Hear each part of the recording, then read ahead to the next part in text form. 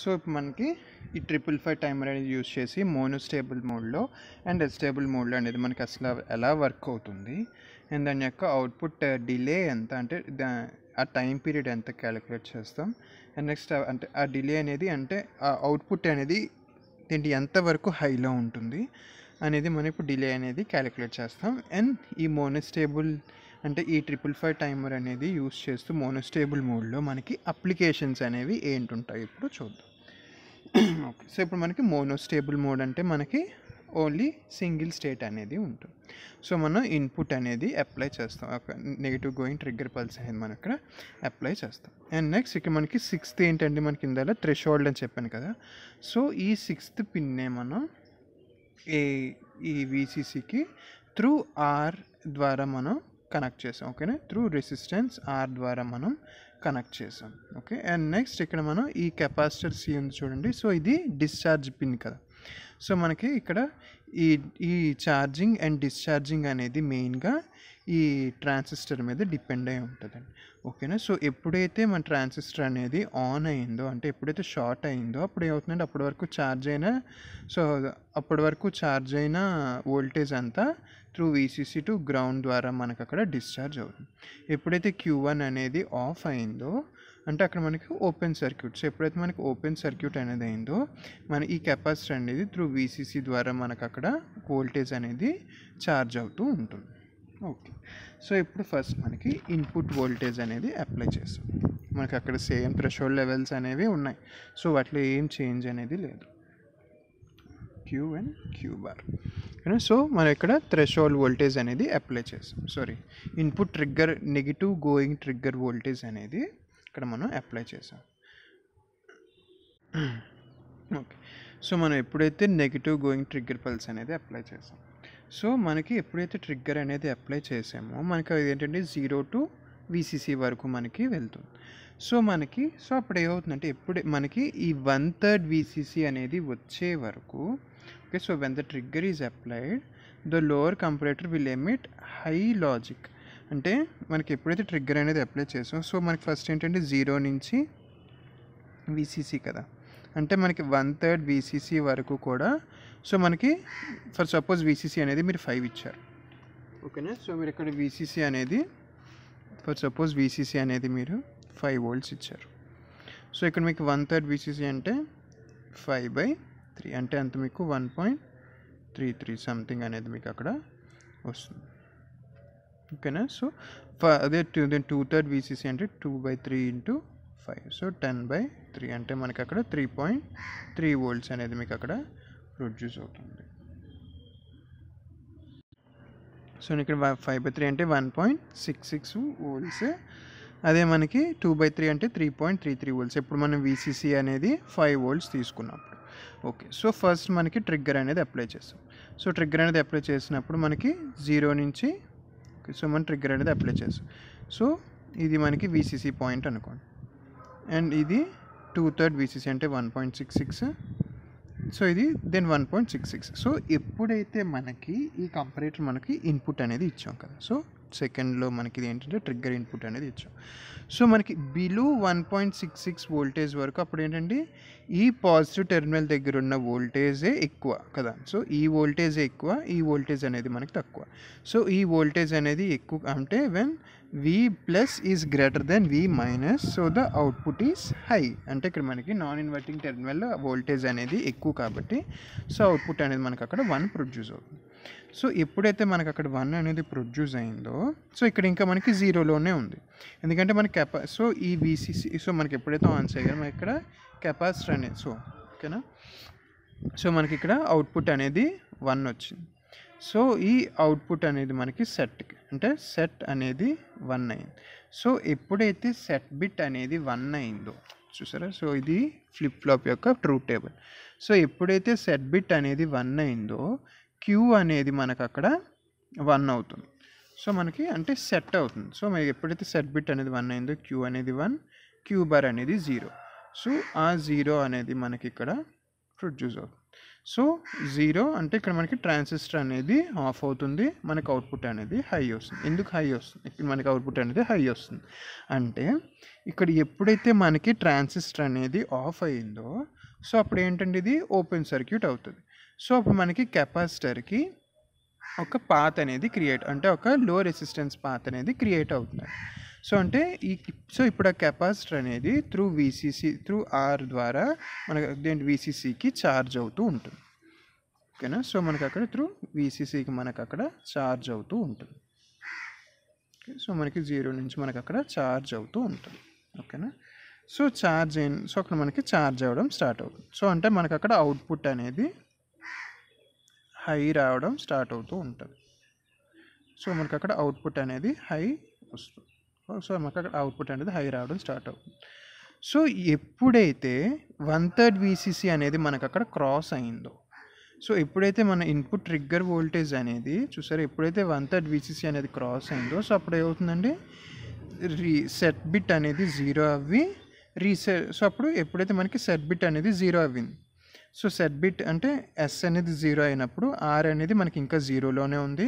So ఎప్పుడైతే మనకి అక్కడ ట్రాన్సిషన్ అనేది చేంజ్ అయిందో అంటే ఎప్పుడైతే మనకి 1 నుంచి 0కి వచ్చింది సో ఆల్రెడీ మనకి 0లోనే ఉంది ఆర్, ఎస్ అనేది ఎప్పుడైతే మళ్ళీ మనకి 1 నుండి 0కి వెళ్ళిందో సో అప్పుడు ఏమవుతుందంటే నో చేంజ్ అంటే సేమ్ మనకి అంతే వోల్టేజ్ ఉంటుంది.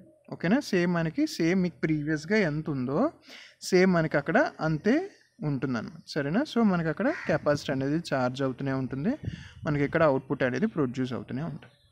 సో ఎప్పుడైతే ఈ వీసీసీ ఉంది కదండి సో ఎప్పుడైతే ఈ వీసీసీ ఉంది కదా ఈ వీసీసీ అనేది ఎప్పుడైతే 2/3 వీసీ సో మనకి కెపాసిటర్ అనేది ఎప్పుడైతే 2/3 వీసీసీ కన్నా ఎక్సీడ్ అయ్యిందో ఓకేనా సో ఎప్పుడైతే 2/3 వీసీసీ కన్నా ఎక్సీడ్ అయిందో అప్పుడు ఏమవుతుందండి ఈ ప్లస్ టెర్మినల్ దగ్గర వోల్టేజ్ అనేది ఎక్కువ ఉంటుంది. సో ఎప్పుడైతే గ్రేటర్ దాన్ 2/3 వీసీసీ అయిందో ఈ కెపాసిటర్ వోల్టేజ్ అనేది సో అప్పుడు ఈ అప్పర్ కంపరేటర్ అనేది స్విచ్ ఆన్ అవుతుంది అంటే అక్కడ అవుట్పుట్ అనేది మనకి 1 వస్తుంది.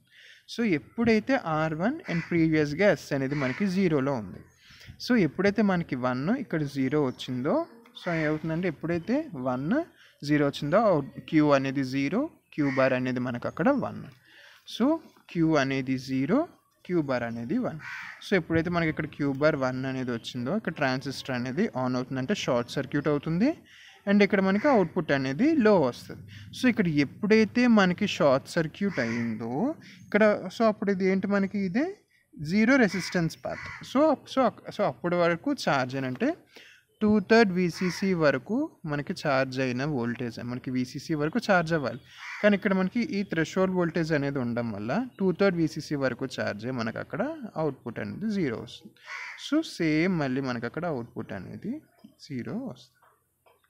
సో మళ్ళీ అక్కడ మనకి అవుట్పుట్ సో అక్కడ ఏంటంటే అక్కడ మనకి ట్రాన్సిషన్ ఆగుతుంది అంటే ఒక స్టేబుల్ స్టేట్ అనేది మనకు అక్కడ ప్రొడ్యూస్ అయింది కదా అంటే మనం ఎప్పుడైతే ఒక ఇన్పుట్ సిగ్నల్ అనేది అప్లై చేసామో సో అక్కడ మనకి స్టేట్ అనేది చేంజ్ అయింది. మళ్ళీ మనకి నెక్స్ట్ సిగ్నల్ అనేది వచ్చే వరకు మనకి అవుట్పుట్ అనేది లోనే ఉంటుంది. మళ్ళీ అక్కడ మనకి నెక్స్ట్ ట్రిగ్గర్ పల్స్ అనేది వచ్చే వరకు అవుట్పుట్ అనేది లోలో ఉంటుంది. సో ఎప్పుడైతే మళ్ళీ మనకు అక్కడ ఎక్స్ట్రా ట్రిగ్గర్ పల్స్ అనేది వచ్చిందో సో మళ్ళీ అక్కడ మళ్ళీ మనకి ట్రాన్సిషన్ అనేది చేంజ్ అవుతూ ఉంటుంది. సో అక్కడ మళ్ళీ ట్రాన్సిషన్ సో అలా మనకి హై లో అనేది మనకి ప్రొడ్యూస్ అవుతుంది. అండ్ నెక్స్ట్ ఇంకో కండిషన్ ఏంటంటే సో మనకి మెయిన్గా ఈ డిలే ఉంది చూడండి ఈ డిలే అనేది మనకి మెయిన్గా ఈ ఆర్ అండ్ సి వాల్యూస్ ఉన్నాయి చూడండి ఈ ఆర్ అండ్ సి వాల్యూస్ మీదే డిపెండ్ అయి ఉంటాయి. ఫర్ సపోజ్ మనం ఆర్ అండ్ సి వాల్యూస్ అని అంటే మనకి for suppose T equals to మనకి ఇది 1.1 ఆర్సీ అండి. ఫర్ సపోజ్ మనకి రెసిస్టెన్స్ అనేది 1 కిలో ఓము కెపాసిటెన్స్ అనేది 1 మైక్రోఫారడ్ తీసుకున్నారు. సో అప్పుడు ఏమవుతుంది 1.1 మిల్లీ సెకండ్స్ అవుతుంది అంటే ఈ ట్రాన్సిషన్ పీరియడ్ అనేది 1.1 మిల్లీ సెకండ్స్. ఫర్ సపోజ్ మీరు రెసిస్టెన్స్ వాల్యూ అనేది సేమ్ 1 కిలో తీసుకొని అండ్ నెక్స్ట్ ఇది అనేది ఒక 1 నానో ఫారడ్ అనేది తీసుకున్నారు అనుకోండి. సో అప్పుడు ఏమవుతుంది 1.1 మైక్రో సెకండ్ అవుతుంది. సో అంటే ఇక్కడ మనం డిలే అనేది తగ్గించుకోవచ్చు ఆర్ ఎల్స్ పెంచుకోవచ్చు ఇర్రెస్పెక్టివ్ ఆఫ్ ద ట్రిగ్గర్. అంటే అక్కడ మనకి నెక్స్ట్ అనేది ట్రిగ్గర్ పల్స్ వచ్చినా కూడా మనకు అక్కడ ఈ ఈ 1.1 మిల్లీ సెకండ్ అనేది మనకు అక్కడ ఛార్జింగ్ అండ్ డిశ్చార్జ్ అయ్యే వరకు మనకు అక్కడ చేంజెస్ అనేది ఉండదండి. ఓకేనా. అంటే మనకి ఇక్కడ ఫర్ సపోజ్